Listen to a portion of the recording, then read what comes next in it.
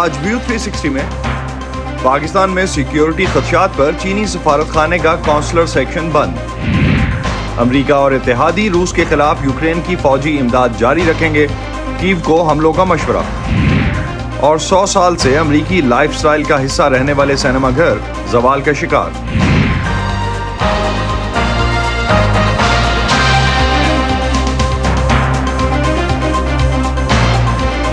Voice of امریکہ کے Washington studios میں آپ سب کو خوش آمدید۔ آپ دیکھ رہے ہیں پروگرام ویو 360 اور میں ہوں اسد اللہ خالد۔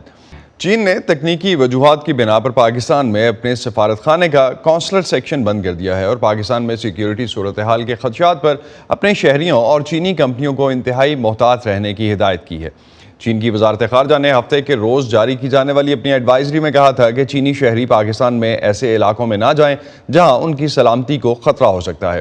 اس ایڈوائزری کے 3 دن بعد پاکستان میں چین کے سفارت خانے نے اپنا کونسلر سیکشن غیر معینہ مدت کے لیے بند کرنے کا اعلان کیا ہے۔ یہ اقدام ایک ایسے وقت میں سامنے آیا ہے جب سیکیورٹی فورسز نے کراچی میں ایک آپریشن کے دوران دھماکہ خیز مواد اور دھماکہ کرنے کے آلات برآمد کر کے 2 مبینہ دہشت گردوں کو گرفتار کیا ہے۔ سیکیورٹی کے خدشات کے باعث چین کے علاوہ کیا باقی ممالک کے شہریوں کے لیے بھی کوئی ایڈوائزری جاری کی گئی ہے اور حکومت پاکستان کا اس پر کیا رد عمل ہے، جانتے ہیں وائس آف امریکہ کے جلیل اختر اسلام آباد سے اس وقت ہمارے ساتھ ہیں۔ جلیل، سیکیورٹی خدشات پر کیا صرف چین ہی کی طرف سے ایڈوائزری آئی ہے یا کوئی اور ممالک بھی ہیں اس لسٹ میں؟ جی اسد، یہ جو تازہ ایڈوائزری آئی ہے پاکستان میں سیکیورٹی خدشات کے حوالے سے، یہ تو ابھی صرف چین کی طرف سے آئی ہے، لیکن گزشتہ سال دسمبر کے اواخر میں سال نو کی تقریبات سے پہلے امریکہ، برطانیہ، سعودی عربیہ اور آسٹریلیا کی طرف سے بھی اسی طرح کی ایڈوائزریز آ چکی ہیں، اور ان ایڈوائزری کا تعلق جو ہے پاکستان میں سیکیورٹی کی صورتحال سے ہے۔ اور انہی خدشات کی وجہ سے اس وقت بھی ان 4 ملکوں نے، جن میں امریکہ، برطانیہ، سعودی عرب اور آسٹریلیا شامل ہے، انہوں نے اپنے شہریوں کو پاکستان میں اور خاص طور پر اسلام آباد میں انتہائی احتیاط برتنے کا کہا تھا۔ لیکن یہ جو چین کی طرف سے تازہ ایڈوائزری آئی ہے، اس کا تعلق حال ہی میں پاکستان میں ہونے والے دہشت گرد حملوں سے ہے۔ اور جو تازہ حملہ ہوا تھا وہ پشاور میں جامع مسجد پر ہوا تھا، جہاں تقریباً 100 سے زائد افراد ہلاک ہو چکے ہیں۔ اور اس کے پہلے جو گزشتہ ماہ اسلام آباد میں بھی اس سے پہلے جو دسمبر میں یہ ایڈوائزری ایشو کی گئی تھی مختلف ممالک کی طرف سے، اس کا تعلق جو ہے اسلام آباد میں دسمبر میں ہونے والے ایک خودکش حملے سے تھا، جس میں ایک پولیس اہلکار ہلاک ہوا تھا۔ لیکن چین کی طرف سے جو سیکیورٹی خدشات کی وجہ سے اپنے شہریوں کو متنبہ کیا گیا ہے، ان کا تعلق حال بھی میں پاکستان میں ہونے والے سیکیورٹی فورسز اور عام شہریوں پر ہونے والے حملوں سے ہے۔ لیکن پاکستان کی وزارت خارجہ رد عمل سامنے نہیں آیا ہے، لیکن پاکستان کے وزیر داخلہ رانا ثناء اللہ نے گزشتہ اتوار کو گوادر میں ایک اعلیٰ سطح کا اجلاس منعقد کیا، جس میں مختلف سیکیورٹی سے متعلقہ حکام کو بلایا گیا۔ آپ کی آواز اور آپ کی ویڈیو میں کچھ اس وقت ایشوز ہیں، تکنیکی خرابی کی وجہ سے ہمیں یہیں اس کو روکنا پڑے گا، لیکن بہت شکریہ آپ نے ہمیں اپڈیٹ کیا کہ اس وقت جو اسلام آباد میں اس حوالے سے کیا صورتحال ہے، اور خاص طور پہ حکومت پاکستان کی طرف سے آپ بتا رہے تھے کہ رانا ثناء اللہ کی طرف سے جو رد عمل آیا ہے اس میں انہوں نے کہا ہے کہ رانا ثناء اللہ نے خاص طور پہ حکومتی اقدامات کے حوالے سے بات کی ہے، اور اب تک صرف چائنا کی طرف سے ہی نہیں، اس کے علاوہ بھی مختلف ممالک کی طرف سے اس سے پہلے ایڈوائزریز ایشو کی جا چکی ہیں with in last 1.5 month۔ Tajikistan کے بارڈر پہ افغانستان اور تاجکستان کے سرحد پر داعش کے جنگجوؤں کی موجودگی کی تردید ہونے کے بعد، اس سے پہلے اگر ہم دیکھیں سوویت یونین کی طرف سے جو تنظیم CST نے معاف کیجیے گا، اب جو ایک بیان دیا جس کے تحت داعش خراسان کے ہزاروں جنگجو افغانستان اور تاجکستان کے سرحدی علاقے میں موجود ہونے کا کہا گیا۔ CST کے مطابق داعش نے افغانستان میں قدم جما لیے ہیں اور یہ خطے کے امن کے لیے سب سے بڑا خطرہ ہے۔ دوسری طرف افغانستان میں طالبان کی سینئر قیادت کے درمیان اختلافات کھل کر سامنے آ گئے ہیں، اور اختیارات میں اجارہ داری پر مرکزی قیادت کو افغان وزیر داخلہ کی جانب سے تنقید کا نشانہ بنایا گیا ہے۔ سراج الدین حقانی کا نام لیے بغیر ان پر تنقید کا جواب اس سے پہلے ذبیح اللہ مجاہد کی طرف سے دیا گیا ہے۔ طالبان کی حکومت کو تسلیم کرنے کے حوالے سے ابھی تک دنیا ایک پیج پر ہے۔ کسی بھی ملک نے افغانستان میں طالبان کی حکمرانی کو اب تک قبول نہیں کیا۔ ماہرین سمجھتے ہیں کہ آنے والے دنوں میں طالبان کی قیادت کے اندر اختلافات سنگین ہو سکتے ہیں۔ اس حوالے سے وائس آف امریکہ کی افغان سروس نے چند ماہرین سے بات کی۔ No government is going to be able to sustain itself. کوئی بھی حکومت اپنے آپ کو غیر معینہ مدت تک برقرار نہیں رکھ سکے گی۔ ان کی پالیسیوں کو دیکھتے ہوئے وہ اپنے ہی لوگوں کو دور کر رہی ہیں، اپنے ہی لوگوں سے دشمنی کر کے اپنے ہی لوگوں کو نقصان پہنچا رہی ہیں، اور وہ افغانستان کے پڑوسیوں کو نقصان پہنچا رہی ہیں۔ وہ اپنے لوگوں کو خوراک فراہم کرنے کے قابل نہیں ہیں، وہ حفاظت کی ضمانت نہیں دے سکتے، وہ غیر ملکی سفارت خانوں کی حفاظت اور سیکیورٹی کی ضمانت دینے کے قابل نہیں ہیں، اور اسی لیے مجھے لگتا ہے کہ آپ سفارت خانے بند دیکھ رہے ہیں، کیونکہ طالبان اس طرح حکمرانی کرنے سے قاصر ہیں جس سے افغانستان کے لوگوں کی مدد ہو یا جو کسی بھی سطح کی غیر ملکی شمولیت کی حوصلہ افزائی کرے۔ کچھ ایسے لوگ ہیں جن سے انہوں نے طالبان حکومت میں بات کی ہے، جو ان میں سے کچھ معاملات پر کچھ زیادہ لچک دکھاتے نظر آتے ہیں، مثال کے طور پر اسکول میں خواتین اور لڑکیوں کے حوالے سے جو فیصلے ہو رہے ہیں، لیکن ان پر ان کا کنٹرول نہیں ہے، اور اس لیے میں سمجھتا ہوں کہ طالبان کے رویے کے بارے میں امریکی حکومت میں کافی مایوسی پائی جاتی ہے، اور یہاں یہ تاثر ہے کہ طالبان تعمیری انداز میں شمولیت کی ضرورت محسوس نہیں کرتے۔ اگر انہیں اپنی پالیسی میں کوئی تبدیلی کرنی پڑی، مجھے لگتا ہے کہ یہ درست ہے کہ کچھ ایسے طالبان ہیں جو بین الاقوامی برادری کے ساتھ رابطے کی اہمیت اور دنیا بھر کے ممالک کے ساتھ تعلقات کو برقرار رکھنے اور گہرے تعلقات کی اہمیت کو سمجھتے ہیں، جس سے طالبان کی اقتصادی ترقی میں معاونت ہو سکے۔ مجموعی طور پر امریکہ کو طالبان کے ساتھ نمٹنے میں انتہائی احتیاط برتنی پڑی ہے، کیونکہ باضابطہ طور پر یہ اب بھی دہشت گردی کی ریاستی سرپرستی کرتے ہیں، جو امریکی قانون کے مطابق ناقابل قبول ہے۔ اس وجہ سے کسی بھی قسم کے مذاکرات میں بہت زیادہ رکاوٹیں پیدا ہوتی ہیں۔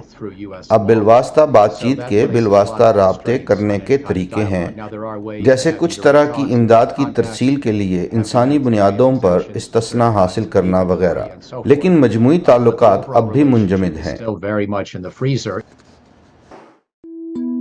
کیا آپ کے موبائل اور لیپ ٹاپ پر وائس آف امریکہ کی ویب سائٹ نہیں کھلتی؟ تو آپ ہمارا کانٹینٹ دیکھنے اور پڑھنے کے لیے ہمارے فیس بک پیج پر آئیں۔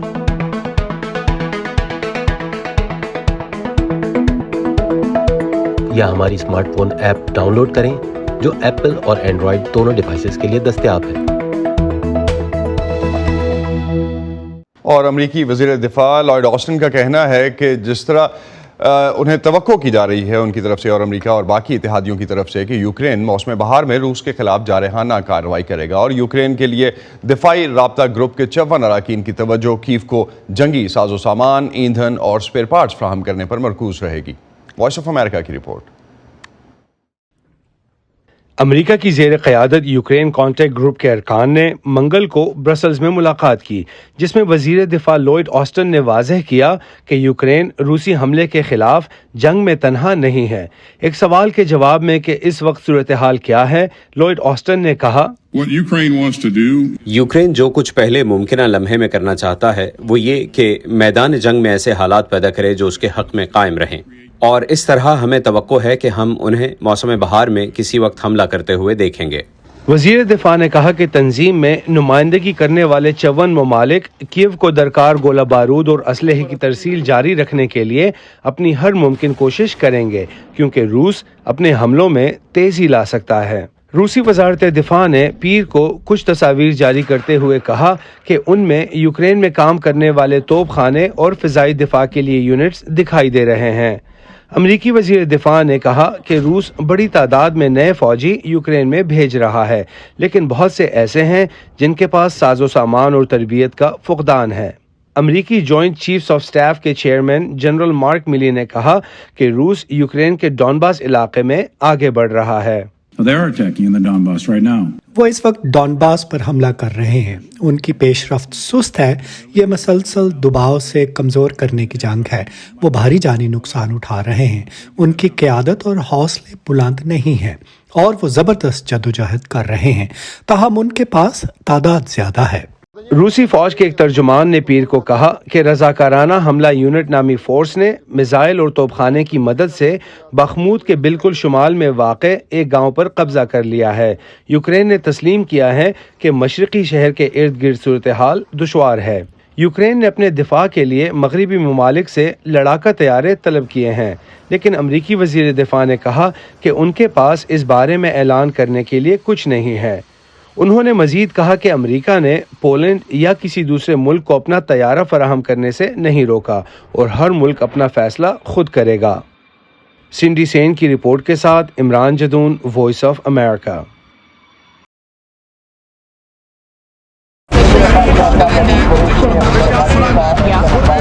खबरों के पीछे नहीं भागते, हम कहानियां ढूंढते हैं, आम लोगों की खास कहानियां। मैं कोई उनसे अलग मखलूक तो ना थी, तो क्यों ना मैं एक ऐसा काम करूं कि जिसमें मैं महारत हासिल करूं, और वो नेकी क्या हो, जो छोटी छोटी कोशिशों से बदल रहे हैं बेशुमार जिंदगियां। मुझे जब भी जरूरत हुई मुझे इन्होंने माशाल्लाह कर्जा दिया और मेरा कारोबार बहुत अच्छा चला। ला रहे हैं अपने इर्द गिर्द बड़ी तब्दीलियां। अक्सर जो यहाँ बच्चे हैं वो भीख मांगने वाले बच्चे हैं, और जब ये बच्चे स्कूल में आए तो बहुत सारे बच्चे खुश हो रहे थे। आज वहीं और यहाँ बेहिचक अपने प्लांटों पर, मतलब अपने गोट के प्लांट पर आती हैं, पानी भरती है। हम जाते हैं खबरों से आगे। मैं हूँ नीलोफर मुगल, समन खान, सादिया ज़ेबरान झा, उमर फारूक, जिद्राइडार, जीती आरानी, मुर्तजा जहरी। हम हैं वॉइस ऑफ अमेरिका। और अब कुछ बात तिबी तहकीक और क्लिनिकल ट्रायल के हवाले से। माहिरीन सेहत ने पेशगोई की है कि अमेरिका में इब्तदाई तिबी तजुर्बात के उम्मीद अफजा नताइज ज़ाहिर होने के बाद डिप्रेशन और सदमे जैसी जहनी बीमारियों के इलाज के लिए साइकेडेलिक या सुकून बख्श अद्वियात के मुरक्कबात $1 अरब की सनत बन सकते हैं। इस रिपोर्ट में बाज़ अफराद के पूरे नाम उनकी राजदारी के एहतराम के तौर पर इस्तेमाल नहीं किए गए। ज़हनी अमराज के इलाज में साइकेडेलिक्स या सुकून बख्श अद्वियात का मुस्तकबिल न्यूयॉर्क के इलाके मैनहट्टन में वाक़े नुशामा फलाई मरकज़ में देखा जा सकता है। यहाँ एक तिब्बी माहिर की रहनुमाई में मरीजों को एक मंजूर शुदा दवा केटामिन की काफ़ी मकदार में खुराक तकरीबन 60 मिनट तक दी जाती है। ये दवा लेने वाली 40 साला कैसांड्रा का दावा है कि उनके लिए ये इलाज रिवायती थेरेपी से कहीं ज़्यादा मुफीद है।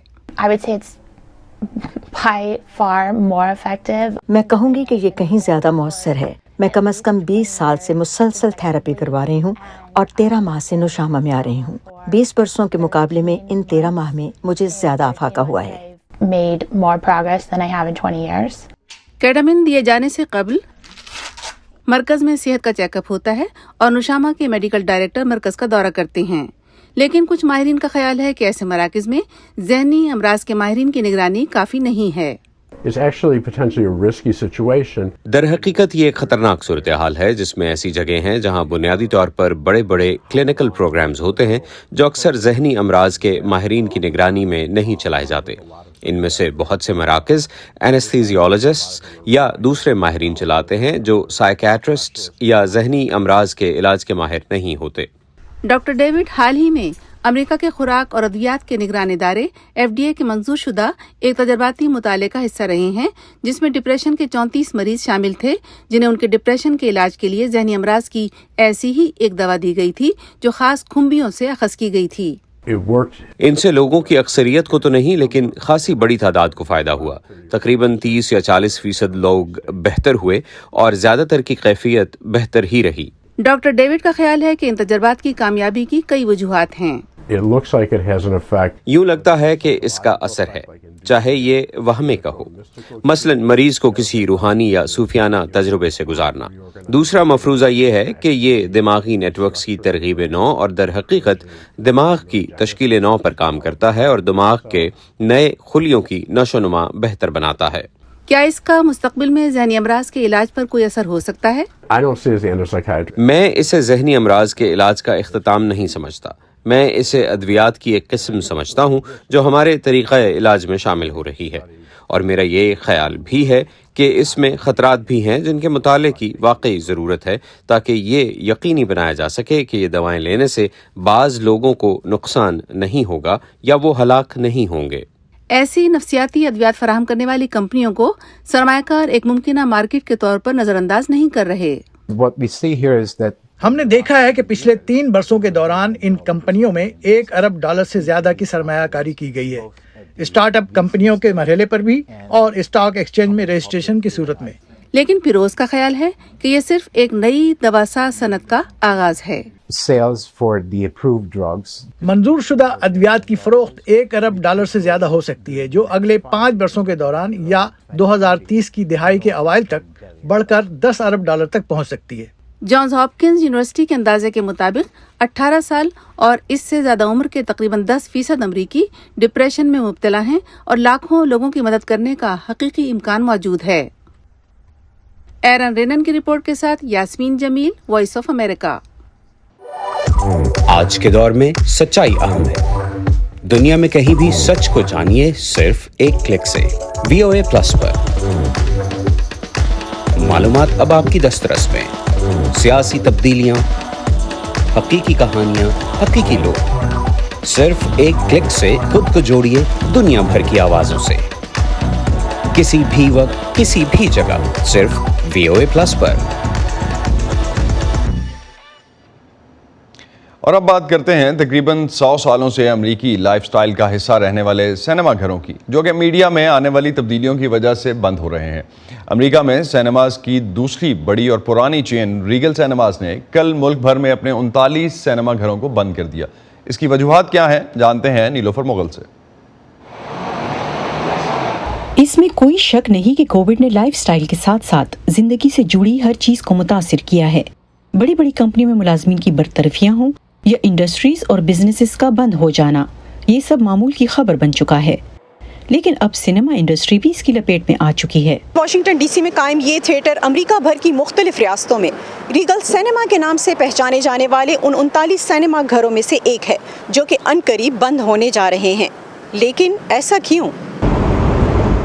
ستمبر میں ان سینما گھروں کو چلانے والی برطانوی کمپنی سینے ورلڈ نے اعلان کیا کہ وہ دیوالیہ ہو رہی ہے۔ یہ کمپنی اس وقت $4 ارب 80 کروڑ سے زیادہ کی مقروض ہے۔ اس بینکرپسی کی کئی وجوہات بتائی جا رہی ہیں۔ ان میں گزشتہ تقریباً 2 برسوں سے کووڈ وبا کی وجہ سے فلموں کی پروڈکشن میں تاخیر، فلموں کی نمائش میں کمی یا لوگوں کا معمول سے کم آنا۔ 2019 سے 2022 کے درمیان تھیٹرز کے ماہانہ کرایوں میں 30% اضافہ، اسٹریمنگ سروسز کی دستیابی اور ہوم انٹرنیٹ کی سہولتیں شامل ہیں۔ یعنی اگر آپ کے پاس 50 انچ یا اس سے بڑا ٹی وی ہو، آپ کے پاس اسٹریمنگ نیٹ ورکس ہوں اور وبا کا دور ہو، تو آپ سینما گھر کیوں جائیں گے؟ کمپنی نے گزشتہ سال مالی مشکلات کی وجہ سے پہلے ہی 12 مووی تھیٹرز کو بند کر دیا تھا۔ نیشنل ایسوسی ایشن آف تھیٹر اونرز کے مطابق کووڈ کے آغاز کے بعد سے امریکہ میں 40,000 سے زیادہ تقریباً 500 مختلف سکرینز بند ہو چکی ہیں۔ امریکہ میں سینما اور تھیٹرز میں فلموں کی نمائش کا کاروبار 100 سال سے زیادہ پرانا ہے، لیکن کووڈ کے سبب بدلتی دنیا میں سینما کلچر کے مستقبل کے بارے میں خدشات ظاہر کیے جا رہے ہیں۔ Nilofar Mughal, voice of America, Washington. کیا آپ کے موبائل اور لیپ ٹاپ پر وائس آف امریکہ کی ویب سائٹ نہیں کھلتی؟ تو آپ ہمارا کانٹینٹ دیکھنے اور پڑھنے کے لیے ہمارے فیس بک پیج پر آئیں۔